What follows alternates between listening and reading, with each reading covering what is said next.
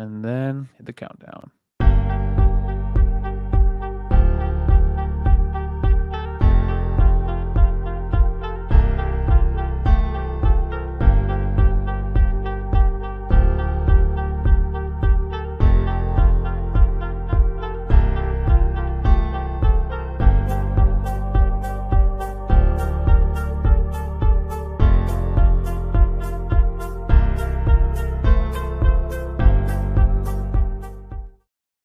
Good morning, good afternoon, and good evening. And welcome back to another edition of Noles Anonymous. I'm your host, Drake, and my co-host with me in the stream yard is the one and only Mr. David Wise. Davey, ¿qué pasa, mi amigo? Drake, what if I told you Okay, 30 for 30. I got you. that we would go undefeated through the most difficult 4-game stretch of our schedule and possibly the most difficult 4-game stretch of any team in the country so far? I would have told you that I was not surprised. I think we said that we had a strong feeling that this team would end up 4-0 at the end of September. And folks, that is what's happening right now. Your Florida State Seminoles are 4-0 heading into the bye week. A third of the season as is done. The team is now number 5 in the country. We'll talk about the poll either later today or sometime later this week because that poll in its entirety is just Garbage. thank you, Dave. I was going to say it's pure and unadulterated, but hey, that's just you. But Dave, overall, this team has looked great at times, has looked confusing at times, Yeah. has looked efficient, has looked inefficient.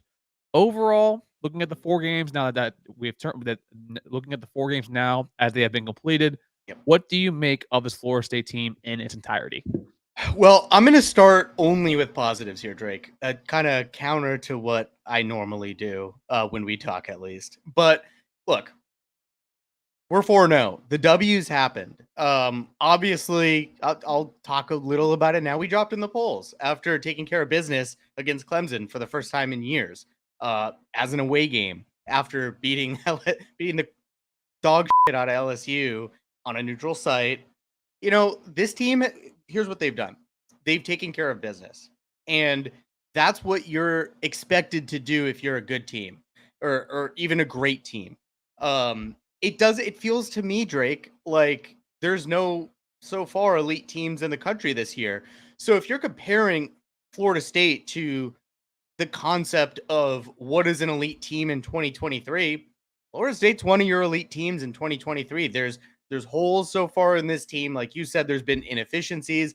There's plenty of things that can be cleaned up and corrected, and we'll get to those. But what they've done, Drake, is they've gone out, they've beaten everybody on their schedule, they've won the matchups when it's been important, and they've had some incredible individual efforts in really, really big, high pressure spots in games, which is something that if you're struggling at times throughout games, you're just going to need somebody to step up. And this team is full of guys who are capable of stepping up. That, Drake, that's what has me most excited right now. I mean, yeah, you look at the games overall in the totality, and there's always kind of can pinpoint one player for kind of each game just to see how they're able to take over the game. And I mean, with Clemson this past weekend, we saw Cam Deloach with the hit heard around the entire country with absolutely just blowing up Kate Klubnik behind the last scrimmage. That was just mean, man. And not only that, he picks up the fumble. Shout out to Braden Fisk for the little tip drill right there. You see actually in that play. And then obviously with the LSU game, it was the Keon Coleman show kind of announcing himself to the world that, I am him, as you can see with the TVE video, which folks, if you aren't already, please go and subscribe to the Battle's End because as you can see, Dave, he's repping them and they're always, there for us. And quite frankly, they're a big reason why we're here. That the team is where they are today. But I mean, you're right. Overall, the team consistently has been kind of able to play above its weight when other portions of the team is unable to execute, whether it be their running game, some run blocking, some issues in the back end with secondary when it comes to safety spot. But overall, you look at this team and there are negatives, but most importantly, you are 4-0, like Davey left the show. You are 4-0 after one of the toughest first months of the entire season around the country right now against a team Clemson who is a perennial ACC champion, also perennial CFP finalist. You also go against LSU, who is a really damn good team if you watch them play since our game, and we were able to beat them. not only beat them, but dragged them for a quarter and a half by 45-24. So to me, this is a team that there's a lot to clean up, but I mean, this team has a lot to clean up. Just imagine how much better they're going to be after the bye week heading into Virginia Tech. That I think right there, what you just said is the most important thing right now, because this is a team that's managed to go out and beat LSU on a neutral site and Clemson in an away game, a true away game. And I think you have a good idea of what peak FSU looks like in 2023. It's the second half of LSU.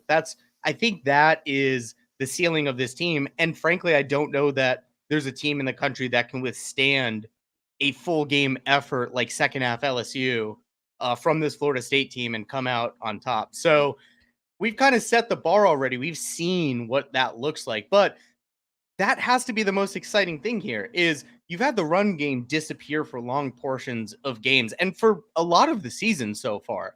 The run game is kind of what sets this offense up. It makes the passing game easier. It opens it up.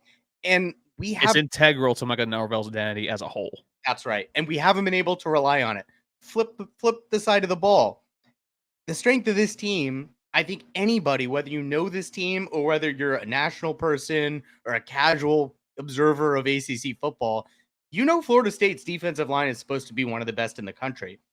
For large periods of games, it's not making the kind of impact I think that people expected it to. Like, I think I'm not on the surface, it looks like they've kind of disappeared, but if you actually look at everything as a whole, it's like, no, they're actually performing a lot better. AKA, Jared Verse, who's either being held or being double teamed. There's a reason why he hasn't gotten a sack yet. But point is, I think a lot of people expected this defensive line to have like 20 sacks already through 4 games in the season. Bro, sports fans are unrealistic, man. I mean, come on now. Sure. But I understood why people thought along those lines. And you haven't gotten it, but it's been productive enough. The reality is the ceiling is there for that group to start amassing some big sack numbers and to start kind of in people's minds meeting their expectations of what this defensive line was supposed to be. But that hasn't been there as much as I think people expected.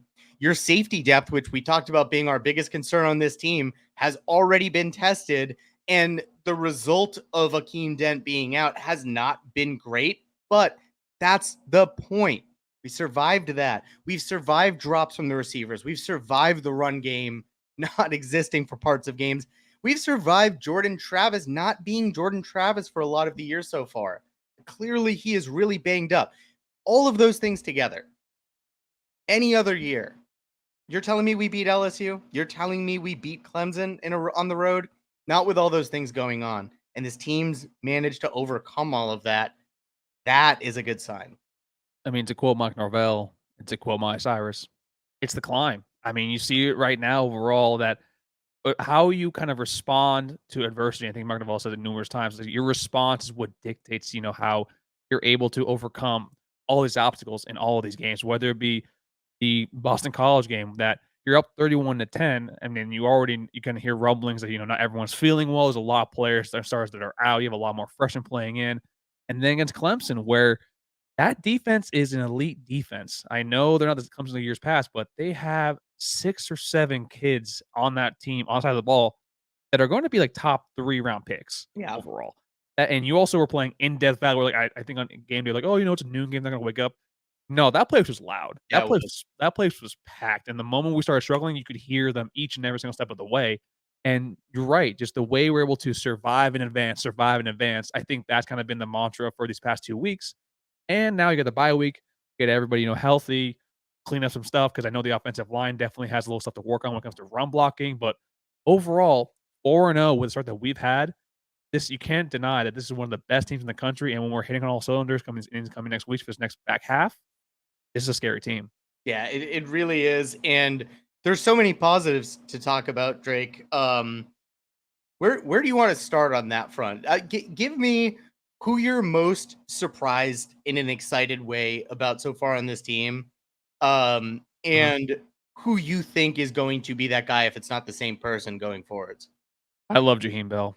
I mean, I think that's someone that you kind of look at overall, that Jaheim Bell on the offensive side of the ball, that man is a jack of all trades, and he's a master of each and every single one of them. You can put him in the backfield as a running back. You put him out in the slot. You can put him as the tight end. He also is a really damn good blocker. That's someone that Besides that one drop, on down the sideline and later in the Clemson game, he has been kind of your most reliable target when you've passed him the ball, catching it. I think at LSU, I think he announced himself. He had 2 touchdowns. I think he had no touchdown against Boston College. I think he helped set one up this past weekend. To me, offensively, I think it has to be Jaheim Bell, and then defensively, I think with defensively, I think it's kind of shown you how the depth of the defensive line has been really damn good. Because you look at Braden Fisk, I think, as the prime example, someone who is definitely taking up a lot of attention from opposing offensive lines. He was integral to the fumble recovery by Noles, who was having the wherewithal, like, you know what? I'm not gonna be able to run this all the way down, but I know D'Lo can. And a little tip right over to him. To me, I think it's those two that kind of piqued my eye.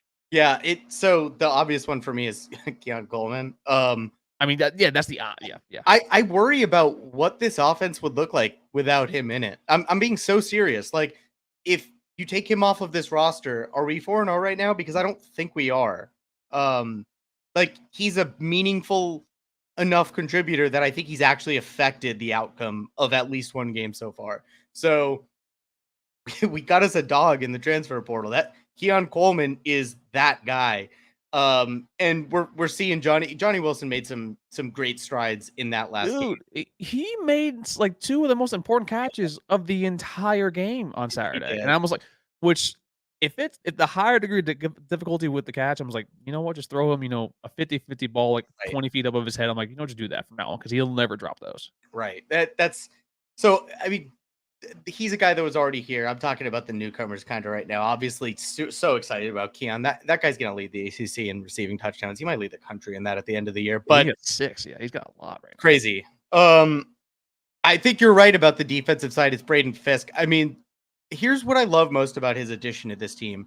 When he's on the field, you notice him because he's going 1,000 miles an hour every single play. And that's not something I don't think that you can just coach into a kid. Like, you either want it or you don't. And I'm not saying other guys don't, but that guy wants it more than everybody else on the other side of the ball, and sometimes around him on his own side of the ball. Like, that's that kind of hustle, that kind of effort, that's going to mean something down the stretch for us. So we need more guys going 1,000 mile an hour. A lot of them already are, but that is a good example of a veteran to set for this team. So you're telling me that he's a real student of the game, real gritty. Was it nose to the grindstone kind of player for you, real lunch pill kind of guy? That's exactly right, Drake. That is Braden Fisk for you, ladies and gentlemen. But yeah, a lot to be excited about. I think let's do this. Let's stay on the excited train before we go over and start talking about like the things that need to be cleaned up, because there's plenty of them. Tell me what single thing so far this year, and I'm not talking like generally like overcoming, bad or middling play of guys you expected more from. What specific thing has impressed you most this year for this team? So one of my big things for, I think, Mike Norvell from the past few seasons was that it felt like he would get a lead and then kind of try to sit on it. Yeah. And just kind of like not get complacent, but kind of like, okay, we have a lead. We don't have to go too far. Yep. I feel like you see that first game, it might be the black hooded Darth Vader energy that he has now. That like he has that kind of what's the word I'm looking for? Killer instinct. Yes, thank you. He has the killer instinct now when it comes to play calling. And you saw that with the LSU game. You saw that also with Southern Miss. Like, I know it's against Southern Miss. Like, that's a good Sun Belt team. Going for that onside kick is like, I want this thing to be done kind of now. He's not getting off the other team's throat. And that to me is a big, big thing that comes from the coach staff overall. Yeah, that is pleased me as well quite a bit. I think it's been halftime adjustments for me. Florida State's second half against LSU is the most impressive half of football any team this year has played. And I don't know that you'll see a better half of football played by any team this year against competition that is as good as LSU. That's one of the best teams in the country. Despite that loss and despite the way they lost. Like, that is a damn good team. You came out after a first half of getting punched in the mouth because it felt like we were losing that game by a lot more than we were. And you went out and you really, really stepped on their throat, to what you were just saying. And I like some of the adjustments that I've seen from this coaching staff. I think a lot of people are going to hear that and look back at this last game and think like that on the offensive side of the ball. It felt like kind of going back to Jeffy Bowden and just doing jump balls every play. Look, I'm not on this coaching staff. I'm certain there's a reason that those calls were being called and that Jordan Travis was not running down the sidelines. But again, they came out. They made enough adjustments, especially on the defensive side of the ball. I mean, the first half, we'll take you in the group chat, ladies and gentlemen. We were very much ready to fire Adam Fuller in that first half with what we were seeing. Second half, everybody kind of shut up about that because the adjustments were made and the ones that were necessary to give us a chance to win that game. So I really do credit the coaching staff on not being too stubborn to change things up going into the second half. The talent at almost every position is there. I'm not saying it's like Georgia level talent, but it's enough to get you to a playoff level contender. And the coaching staff making the right calls and the right adjustments is going to be key in getting those guys to meet their potential.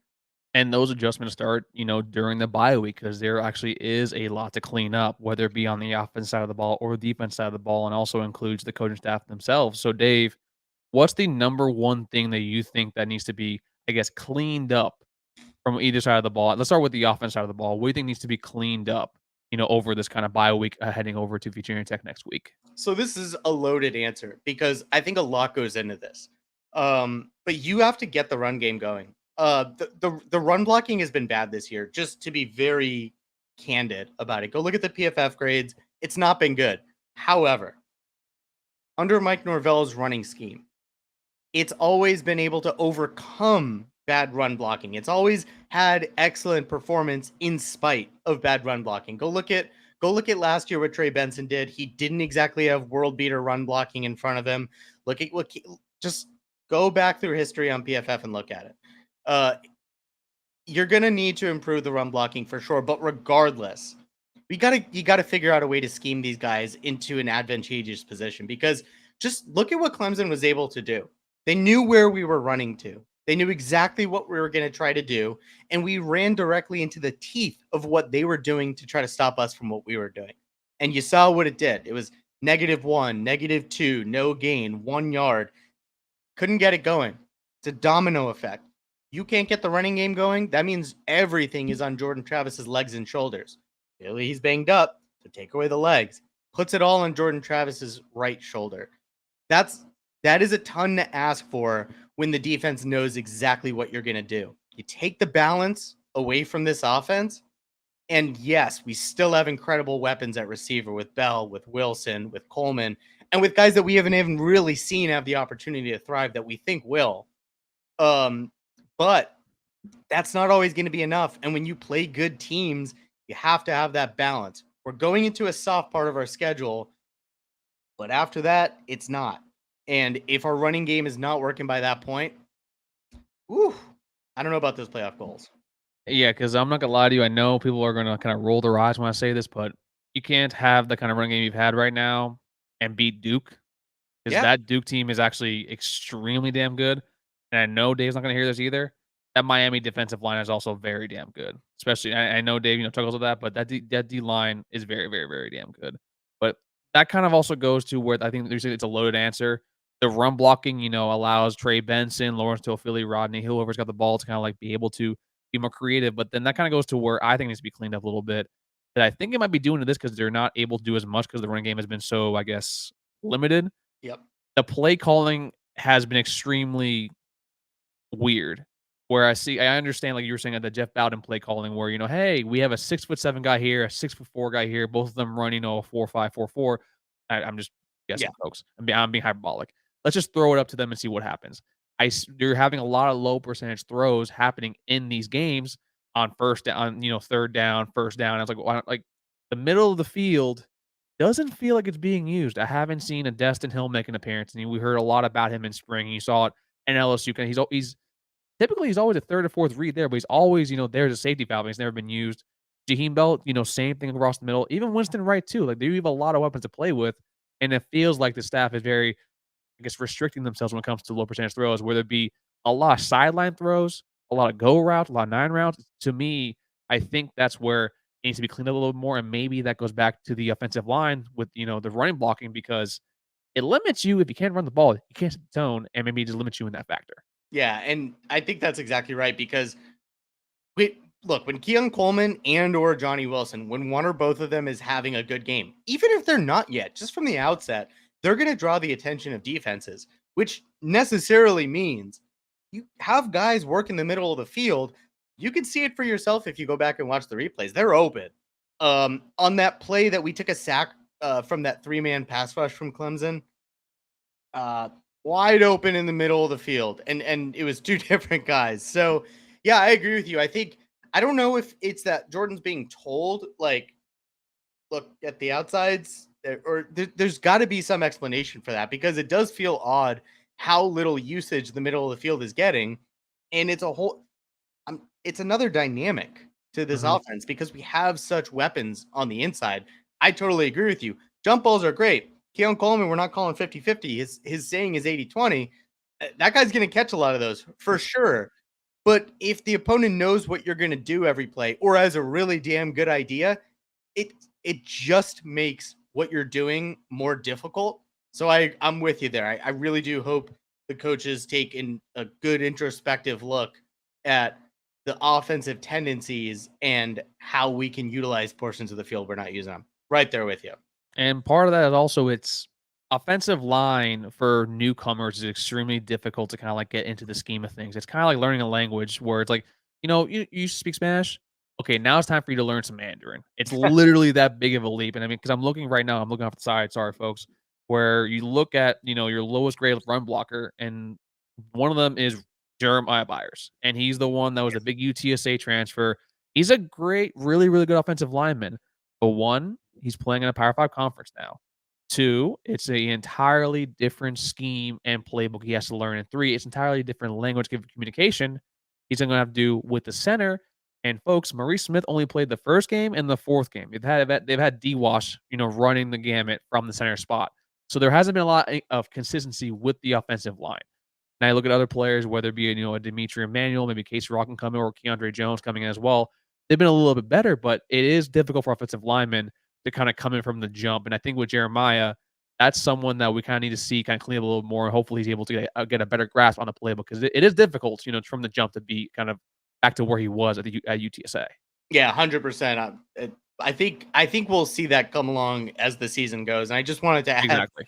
one more ironic thing about these passes over the middle is Drake. You may remember Keon Coleman's first touchdown in Garnet and Gold was kind of just a crosser right over the middle. Love to see more of that. But Drake, now moving over to the defensive side of the ball, give me your answer of what we need to clean up most over on that end.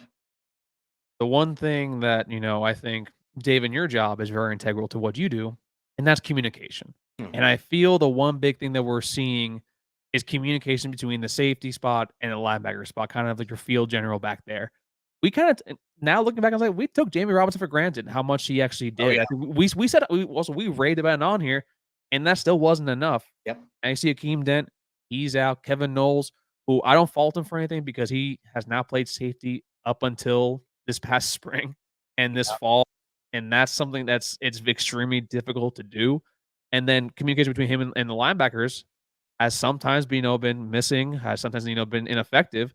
So that's something that I think we need to see whether it be a changing a player at that position or some maybe kind of hiding him a little bit more, which I don't know. You really can't hide your safety if we're being completely honest with you here. So to me, it might be time to see if they see what other options you have out there, or simply with Kevin, just like he's going to baptism by fire. He's just going to have to learn. That to me is kind of what mostly needs to be cleaned up defensively. Yeah, we talked before the season. That safety depth was our biggest concern overall. I think we said with this whole team, and that remains to be the truth. Look, I'm not saying a bad word about Kevin Knowles here. I do believe that he's being asked to do something that may not be his greatest skill set or Mhm. necessarily in his best interest, like in terms of professional prospects. Maybe it is, maybe it isn't. But what we do know is that's not working. He's out of position too often, and he's just not making the plays that need to be made from a safety. And that's not like hard to expect. It's not like unforeseeable or crazy, and it's not even a knock on him. He's a guy that looks out of position because he's a guy who is out of position. So yeah, I'm with you. You got to look at what other options you have there, and there are a few. Like depth may be a question, but you got to at least try what else you got back there. Um, for me though, Drake, like this all goes hand in hand. I'm not going to say the defensive line. I think that would be an unfair answer because I think it's lazy. it is lazy. Because the fact that Jared Verse doesn't have a sack put up on the scoreboard so far this year does not mean that he's not making an impact. All of those guys are. They have been integral to this defense and the successes it's had throughout the year. Drake, the bigger answer for me is this. Playing defense is reactive, like inherently. You're reacting to what the offense does. You don't know what they're going to do, so you're having to try to figure out as fast as you can to stop it, right? Well, for a lot of games, it seems like the mantra under Adam Fuller is we'll just sit back, not let him beat us over the top, and make adjustments at halftime.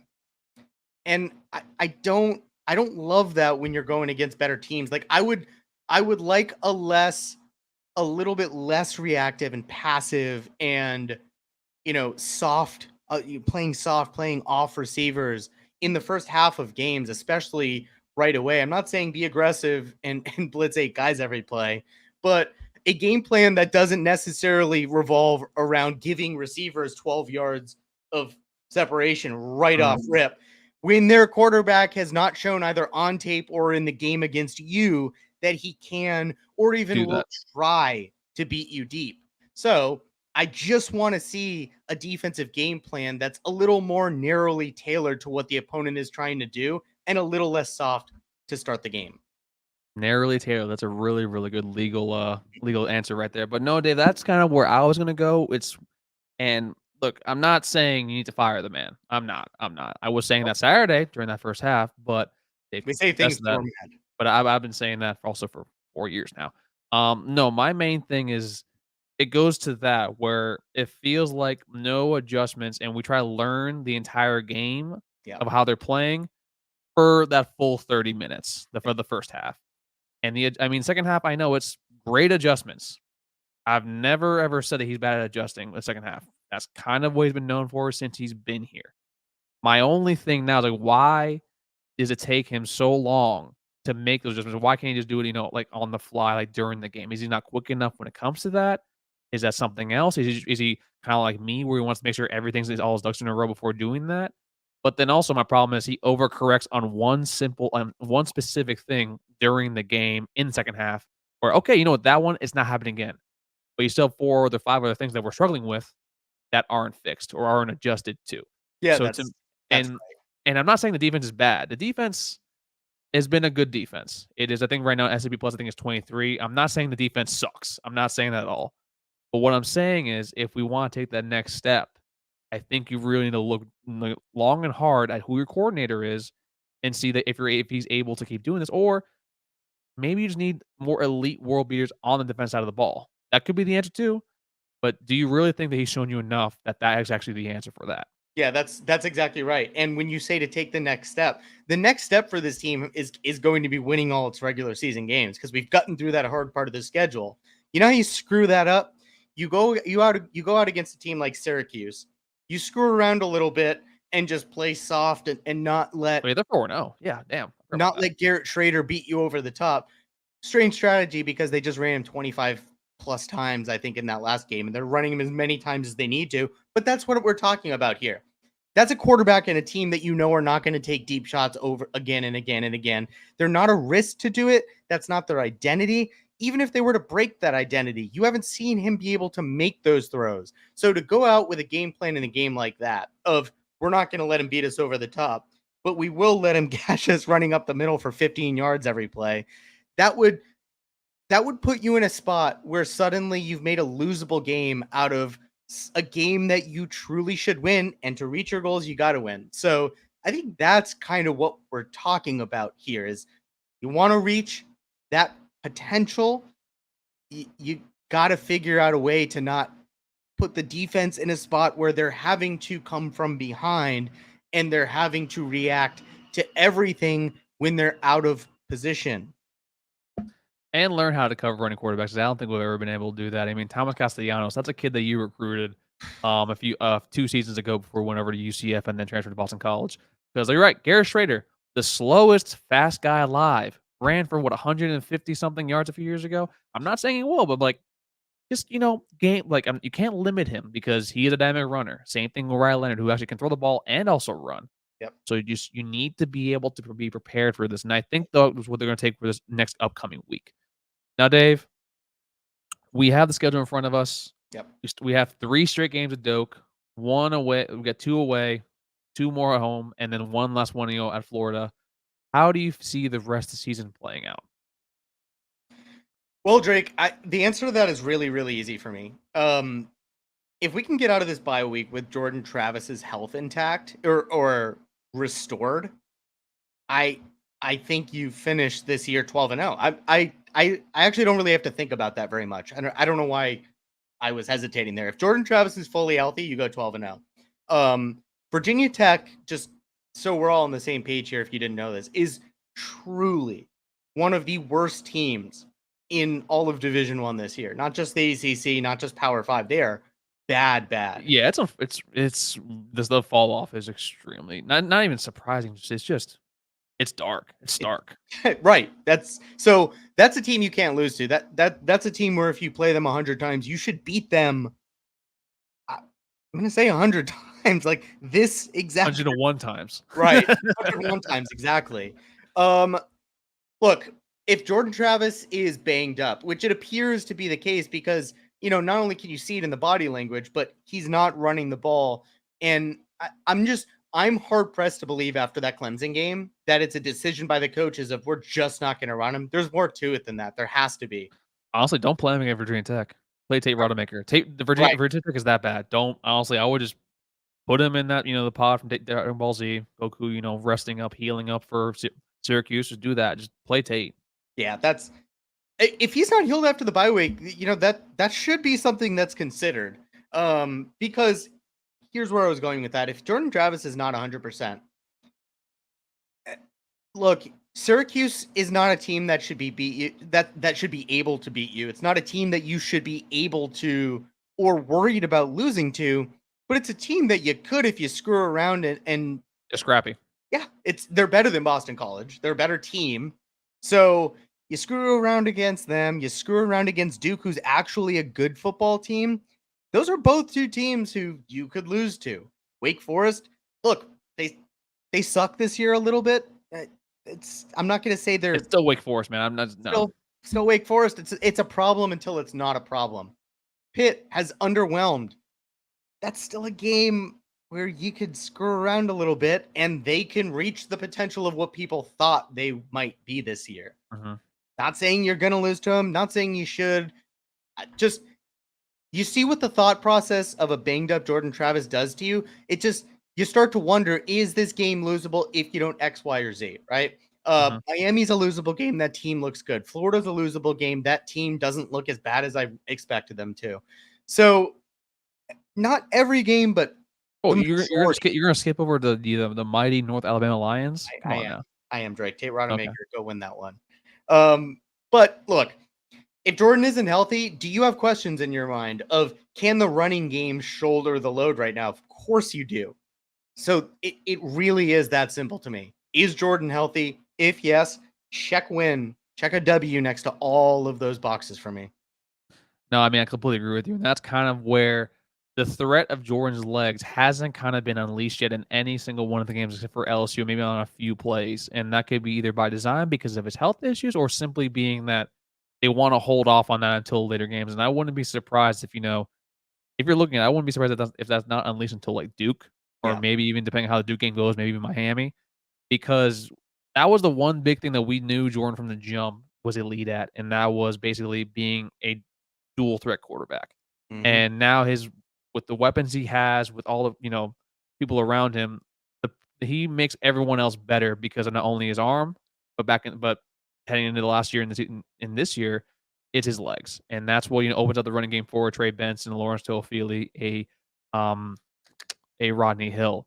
So to me, you keep them healthy. You kind of hold off on that a little bit because I think Virginia Tech, like I said, hold back on that real quick. Syracuse, scrappy team, like you were saying, because Garrett Schrader can easily run in for a 60, 55-yard touchdown because of a broken coverage play because he has really good vision with his legs.